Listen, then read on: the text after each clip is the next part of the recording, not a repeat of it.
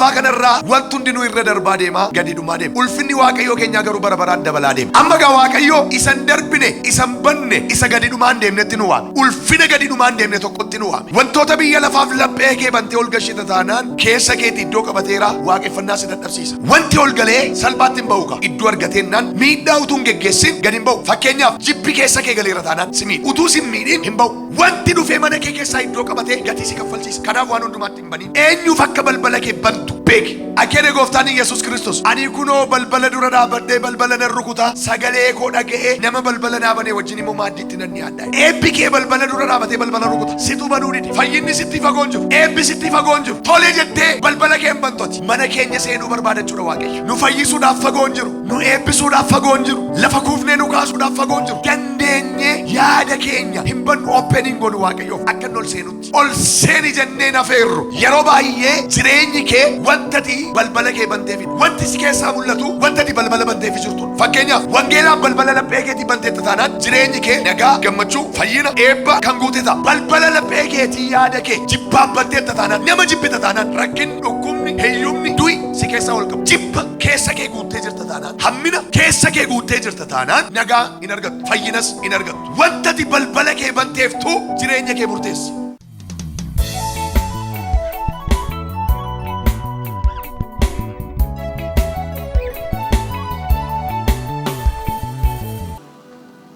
Macaafa faarfannaa 24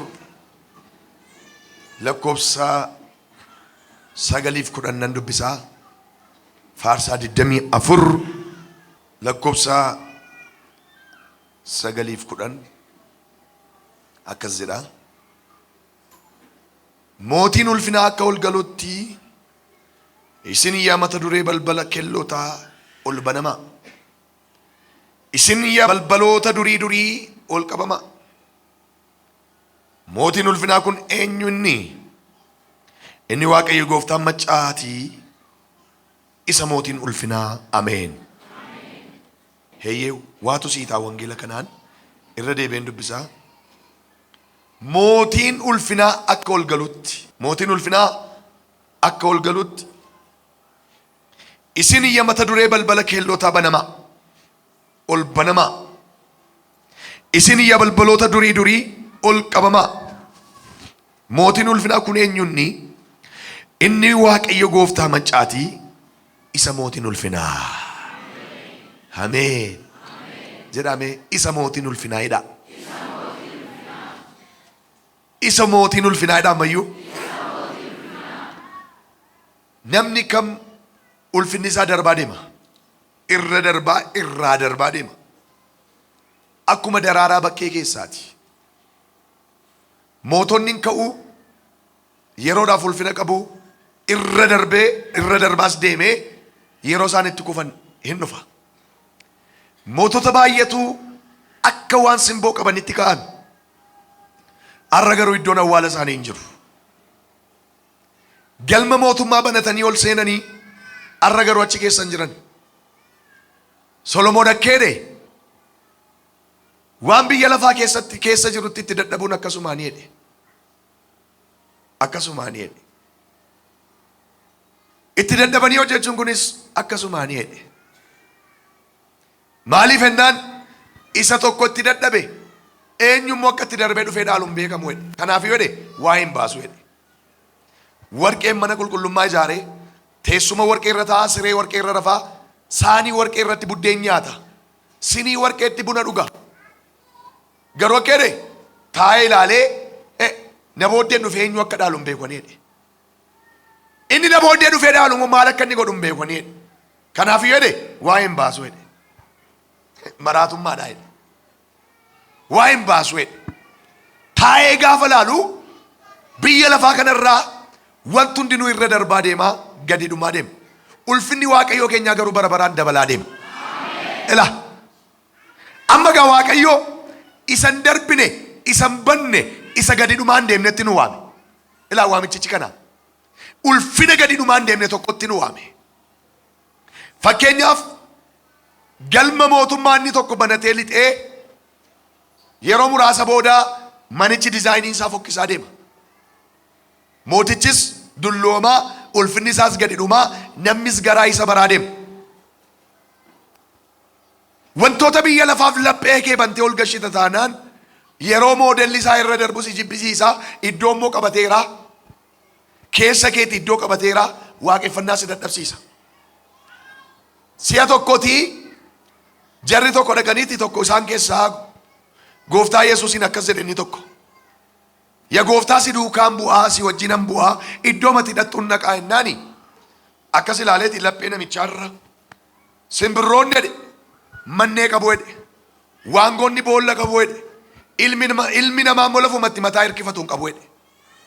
Simbirroonni mannee qabu jedhe waangoonnoo boolla qabu jedhe ilmi namaa immoo lafumatti mataa hirkifatuun qabu jedhe. Fakkeenyaan dubbate dubbiin suni tokko biyya lafaa kana keessa ammanan qabaafin hojii hojjechaa jira miti jechuu isaati. Simbirroonni mannee qabu waangoonni boolla qabu eessan si bushaa'e. Lama gara namichaatti immoo gaafa quba qabu keessa kee simbirroon baay'eedha waangoonis baay'eedha ani iddoon argadhu si keessaa jedhe. Haafa guurtee yaati namitti hin taatu mootummaa waaqayyoof.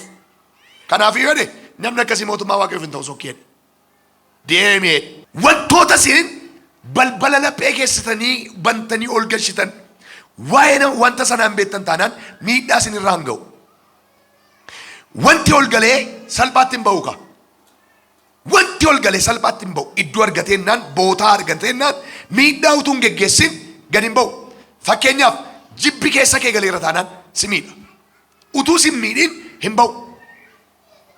Wanti dhufee mana kee keessaa iddoo qabatee gatii si kaffalchiisa. Kanaaf waan hundumaatti hin baniin balbala kee hin baniin. Eenyuuf akka balbala kee bantu beeki. Eenyuuf balbala laphee keetii akka bantu beeki. Iddoo kanatti faarsaa kana faarsaa 24 keessatti faarfannaa Daawit lafichis wanti laficha keessa guutes kan Waaqayyooti jedhe. Ilaala laftis wanti lafa keessa guute warqeen diyaamentiin meerkuriin sibiil kan Waaqayyooti. Lafichis qabiyyee lafti of keessaa qabdus kan Waaqayyooti jechaa dhufeeti. Mootii ulfinaa tokko immoo arge. Eenyuun jedhe mootiin ulfinaa kun eenyuun jedhe eenyuun jedhe inni Waaqayyo gooftaadha jedhe. Erga Waaqayyo gooftaa ta'e immoo balbala laphee keessanii banaa ola galuuti jedhe. Banaa jedhe kaataataata warri arrame laphee keessan Waaqayyo bantan eebban mana keessan seena. Mee warri man laphee keessan banuu barbaaddan nama na dhagee yaada garaasaa bane arrana yaada danaa jedha Waaqayyo.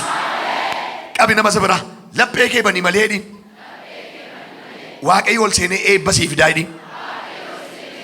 Akkene gooftaan Yesuus Kiristoos ani kunoo balbala dura dhaabadhee balbala nan rukutaa sagalee koo dhaga'ee nama balbala naa banee wajjin immoo maaddiitti nan dhiyaadhaa jedhe. Ilaala argita eebbi kee balbala dura dhaabatee balbala rukuta situ banuu dide. Fayyinni kee dhufee mana qosoqosaa jira situ banuu dide laphee kee.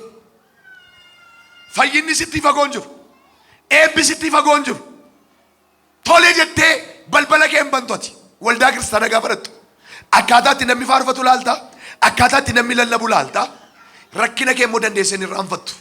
Manatti utuu rakkina dhiistee dhufte rakkina kee bakkeematti dhiistee dhufte yaaddoo kee achumatti gattee dhufte gaafas dhuftu immoo waa'een nama dhimma kee ta'uu dhiise sitti dhaga'amuu dhiise utuu yaada garaa keetii banteme eebbi ol guuree dhufee mana kee gala. Arranaan jedha Waaqayyo nama rakkina isaa irraanfatee yaaddoo mana keessaa irraanfatee jibba namni isa jibbe irraanfatee laphee isaa dhaabane eebba torba ol galcheera jedha. Eewni yaada garaa keetii Waaqayyo bantu eebbi ol guuree dhufee mana kee haseenu. Qabi nama si bira harka isaa eebbi ol guuree mana kee haseenu jedha. Haseenu mana kee jedhin haseenu qe'ee kee jedhin. Gidduu kanaa wanta tokko na dhiba. Ani kunoo balbala dura dhaabbadhee balbala nan rukutaa sagalee koo dhaga'ee tolee jedhee nama mana naa banee wajjin maaddiitti nan dhiyaadhaa jedhe. Mana keenya seenuu barbaadachuudha Waaqayyo. Fagoon jiru nu fayyisuudhaaf fagoon jiru nu eebbisuudhaaf fagoon jiru lafa kuufnee nu kaasuudhaaf fagoon jiru dandeenyee yaada keenya hin bannu opening godhu Waaqayyoof akka inni ol seenutti. Sii gala hin heeyyamamoo miti nuti. Hin heeyyamamnu ol seeni jennee nafeerru yeroo Waaqayyoo ol seenu yeroo waaqayyo balbalaan ol seenu rakkinni maskootiin utaaltee baati. Ilaa kanaaf yeroo waaqayyo dhufee balbala rukutee balbalaan ol seenu dhukkubi immoo karaa xaara utaaltee baati. Lafa waaqayyo taa'u rakkinni hin taa'u. Ol seensistaa mana kee arraa kaasee rakkinni mana kee keessaa utaalee ba'eera. Hiyyummi mana kee keessaa utaalee ba'eera. Meekkedha manni koo'edha. Afuura qulqulluuf banamaadhaa'edha. Ola seenu ol seeneen rakkina mana kee keessaa xaragadha waaqayyo. Makkata paradalaba ol seeneen dhukkuba si keessaa xaragadha waaqayyo. Dhukkubi si keessaa haa xaragamu. Kaanseriin si keessaa haa ba'u. Mataa cabsaan si gaddisii adeemu. Ija kan si hooksisu si gaddisii adeemu. Kalee kan si waraanu si gaddisii adeemu. Morma kan si nyaatu si gaddisii adeemu. Coggaarraan si gaddisii adeemu. Sa'aatii kanaa kaasee Yesuus ol seeneera. Dhukkubi si keessaa ba'eera. Kanaaf mootiin ulfinaa kun eenyunni erga jedhee booda waaqayyo gooftaa macaa akka ta'e immoo deebii laateeti. Kanaaf maal godhaa? Mootiin ulfinaa akka wal galutti isin yama turree balbaloota kelloota ol banamaa banamaa eenyu akka seenutti mootiin ulfinaa akka ol seenutti yeroo baay'ee jireenyi kee wantati balbala kee banteefidha. Wanti si keessaa mul'atu wantati balbala banteefi jirtudha. Fakkeenyaaf wangeelaan balbala laphee keetii banteetta taanaan jireenyi kee nagaa gammachuu fayyina eebbaan kan guute ta'a. Balbala laphee keetii yaada kee jibbaan banteetta taanaan nama jibbita taanaan ilaalaga rakkinni dhukkubni heeyyumni du'i si keessaa ol qabu. Namoonni tokko nagaan qaban maaliif nagaa dhabu? Keessi isaanii nagaan qabu. Nama hojii yoo ta'an nagaan qaban wanta isaan mana isaanii seensisanii jirantu wanta gaarii miti. Jibba keessa kee guuttee jirta taanaan hammina keessa kee guuttee jirta taanaan nagaa hin argattu. Fayyinas hin argattu. Wantati balbala kee banteeftu jireenya kee murteessa. Kanaaf arra waaqayyo maal sinirraa barbaada beektu? Balbala keessan banaa.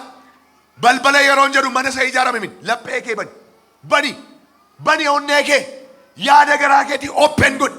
Ol seenuu barbaadeera waaqayyo. Nakatatatatatatata eebbi ol seenuu barbaadeera. Ikkatoodiyaas ilaa kunoo akkas naa jira waaqayyo. Nama tole jedhee eeyyamamee balbala naaban eebba fuudhee dhufeera naa jira. Eebbi ol saamee ol guuree mana kee siifaa dhufu. Eebbi ol guuree mana kee siifaa dhufu. Eebbi ol guuree mana kee siifaa dhufu. Amma gidduu kanan kana dubbisan ture. Waaqayyo bira yeroo hundaa eeyyeetu jiraidha. Eeyyee. Dubbiin waaqayyo inni karaa Silnaawosiif karaa koo lallabame jedhe Phaawulos. Eeyyeedhaaf waa'uudhaan waan kirikiriidhaan shaaramu miti jedhe. በመከራከር የሚሻር ነገር አይደለም። ኢላላ ኤየ ዮት ጀተ ኤየቴ ለክ ዮት ጀተ ሞ ኤክሲ ዋን ተው ምት ሄደ ዱብቺ ሰነምኒ ኤየ ጀለስ ዋው ጀለስ ምቲ ኤየ ዳ የሮንዱማይ እሺ ዳይ ከራሳ የሮንዱማ ወንቱ እንዲኑ ሀተው ጀደማይ ሀተው ኑስሞ አሜን ጀኔ ገለተ ገልሲናይ ኤርገ ዋቀዮ የሮንዱማ ሀተው ጀደተ ወንተን በርባድ ሀተው ጀደተ rakkinni eessa jira jechuudha ana bira jira. Nam fayya yoo jette waaqayyo siifa ta'edha. Jiraachuun barbaada yoo jette waaqayyo siifa ta'edha. Waawu lakki jechuun waaqa bira hin jiru. Eeyyee siin jedha yeroo hundumaa. Yoo tidhattee dhuguma na gargaarta abbaa koo jette eeyyee mucaa koo siin jedha. Diduun beeku. Yoo immoo dhuguma na eebbisnaa eebbifamurra jette siifa ta'edha. Isa bira jedha in ta'u jechi jedhu hin jiruudha. Isa bira yeroo hundumaa eeyyeef haa ta'utu jira. Erga yeroo hundumaa waaqayyo eeyyee siif haa ta'u eeyyee siif haa ta'u naan jedha ta'ee rakkinni na bira jira. Natu balbala laphee koo hin banne yookiin naman jibbaa jira. Jibbi eebba namarraa fageessa. Jibbi fayyina mana kee irraa fageessa. Keessa kee jibba guuttattee taanaan fayyinni hin seenu. Ilaa ganama kana waan arga. Masarsariyaasa muka uree seenu beektu isa muka uree seenu yeroo akkas naannessan akka kanatti laphee namootaa eebba seenuun arga. Kaafadhu harka kee lachuu nan jaja nana jaja siifaa ta'u siin jedhera waaqayyo. Wanta ti barbaadde siif haa ta'u jedheera Waaqayyo. Jedhame inni yaadee dhufeedha. Naaf ta'a ganama kanaayidha. Sii taapesseera. Amma in seentaa mana koo yoo teette Waaqayyo yeroo hundumaa eeyyee siin jedha. Kunoo anoo balbala dura dhaabadheen balbala rukutaa jiraa siin jedha. Rakkinni Waaqa bira utuu hin taane nu bira jiraachuudha. Eeyyeef waa'uudhaan waan shaaramu miti jedhe Phaawulos. Nama si biraa harkaan qabiiti akkas jedhame wanta ati barbaadde Waaqayyo har'a eeyyee siif haa ta'u jedheeraa jedhin. Inuma sii ta'a ammoodhaa jedhin. Galatuma fiddee dhuftaa jedhin.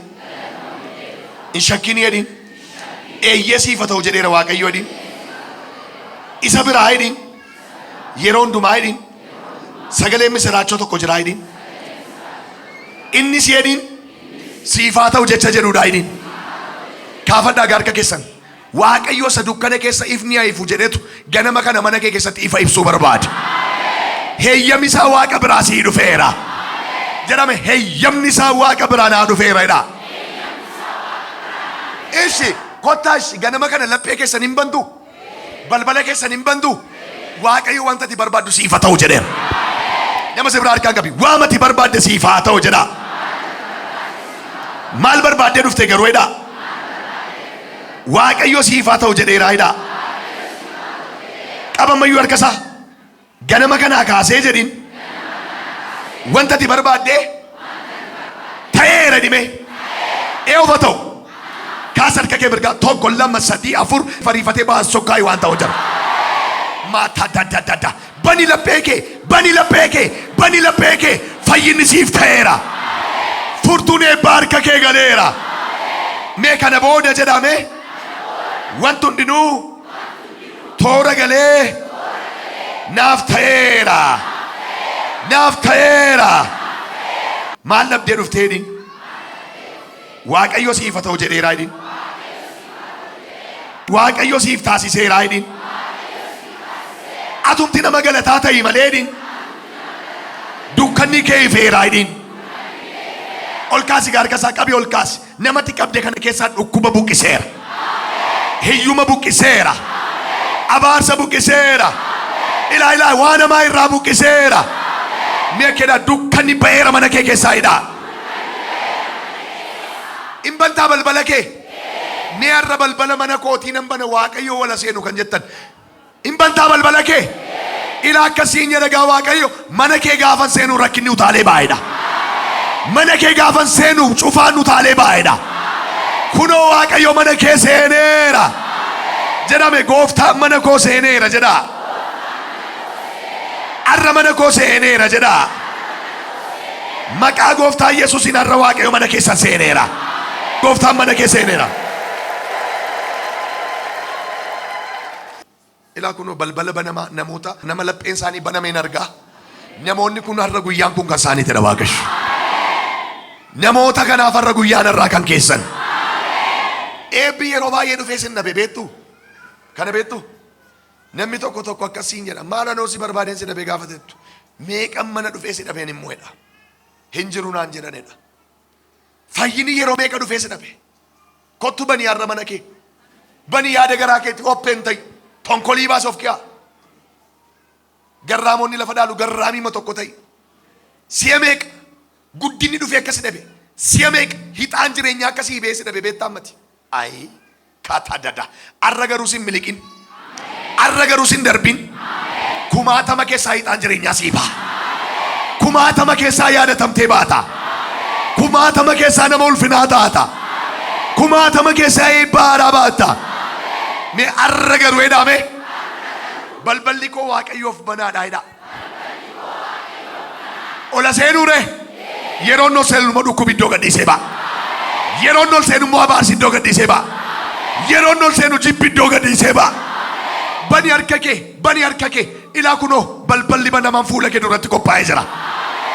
Eebbi banamaan fuula kee duratti qophaa'ee jira. Asii bayi balbala banamaatti bayi. Balbala eebbaatti bayi. Balbala ulfinaatti bayi. Harka kee raasii banameera narraa banameera narraa banameera narraa banameera narraa. Jedhi. Labsi. Ilaa gaddoo tokko dubbiseen sinii kadhadhaa. Isa bira yeroo hundumaa eeyyeetu jiradha. Caaffati qulqullaan Qorontos isa lammaffaa boqonnaa 4 lakkoofsa 3 kaaseen dubbisaa mee dhaggeeffadhaa. Wangeelli nuyi lallabnu yoo haguugame immoo warra karaa badiisaa irra jiran duwwaadhaaf haguugame. Inni hamaa waaqayyicha bara seenaa kan ta'e yaada warra namaniin sanaa jaamseera. Inni ifa ulfina Kiristoos isa fakkaatti waaqayyo wangeela keessaa ibsu sanaa akka hin argineef isaan dhowweera. Nuyi ofii keenya utuu hin ta'in Yesuus Kiristoos gooftaadha jennee lallabna. Nuyi immoo sababii keessaniif hojjettoota keessan. Lakkoofsa 6 san barbaadu. Waaqayyo isa dukkana keessa ifni ifu jedhetu beekumsa ulfina isaa isa fuula Kiristoos irraa mul'atu sana ifatti baasuudhaaf garaa keenya keessa nuuf ibseedha. Ameen. Isa dukkana keessa ifni ife jedhetu ganama kana heeyyama jireenyaa siilee kennee sii gadhiisa. Heeyyama eebbaa siif kennee sii gadhiisa. Heeyyama jireenyaa siif kennee sii gadhiisa. Mee waaqayyo fayyisaa gooteedha.